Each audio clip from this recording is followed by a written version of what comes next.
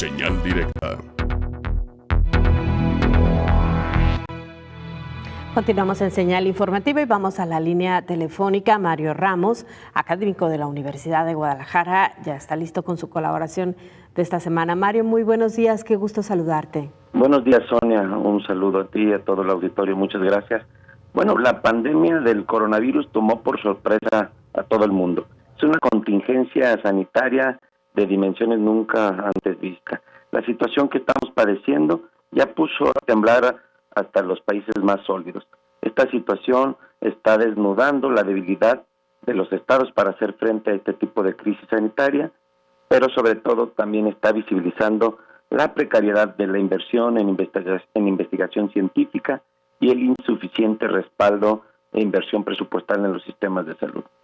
Esta pandemia representa un gran desafío para la salud de todos y todas los habitantes del planeta, pero también y muy probablemente esta crisis representará uno de los mayores desafíos y retos a los que se ha enfrentado la economía mundial.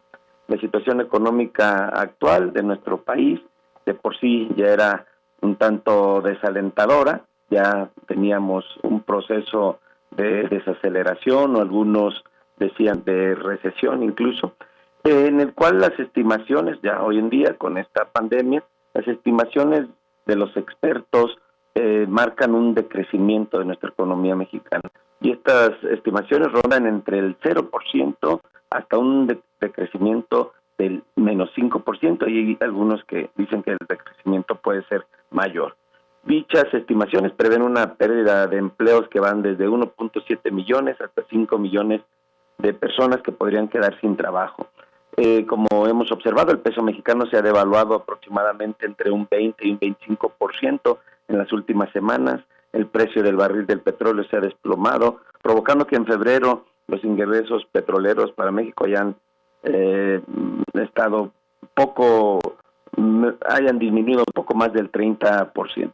Algunas calificadoras, como Fitch Ratings, estiman que el consumo caiga al menos un 4% y que la inversión fija también descienda un 10%. Otro dato que también podemos esperar es de que la inflación crezca ligeramente, pero también algo preocupante para muchas familias de mexicanos y mexicanos es que las remesas disminuyan en al menos 10,000 millones de dólares anuales.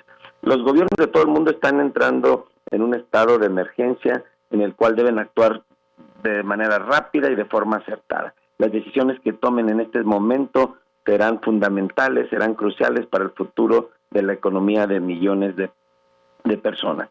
El presidente de la República, Andrés Manuel López Obrador, había prometido que ayer anunciaría el programa de recuperación económica. La retórica del presidente, la retórica que escuchamos el día de ayer, estuvo más en la línea de lo que nos ha dicho desde el inicio de su mandato. Es decir, todo va bien y todo va a mejorar. Las acciones que en política económica y social ha impulsado desde que tomó posesión son las correctas y van a continuar. Hubo en realidad pocas novedades y pocas propuestas claras para la situación económica que se nos avecina. Enlistó de nueva cuenta sus programas sociales que sin duda serán de gran apoyo para personas que se encuentran en sectores vulnerables, por ejemplo los adultos mayores, niños con discapacidad, estudiantes, jóvenes, etcétera, y mencionó que se van a crear en 9 meses 2 millones de empleos, sin embargo no dijo cómo. Anunció que los proyectos millonarios como el Tren Maya, el Tren México-Toluca y la refinería de Dos Bocas, así como el aeropuerto Santa Lucía, continuarán. El mensaje, desde mi punto de vista de ayer, se quedó corto en cuanto a las medidas que se tomarán para la recuperación económica, porque este programa no prevé soluciones para los miles de desempleados y desempleos que se avecinan, tampoco para la caída de las remesas, y sobre todo no dijo nada de la quiebra en la que incurrirán un gran número de micros, pequeñas y medianas empresas dedicadas al sector industrial, al comercio y a los servicios. En suma, no dijo nada para esa importante cantidad de unidades económicas que representan el 80% de las fuentes de empleo.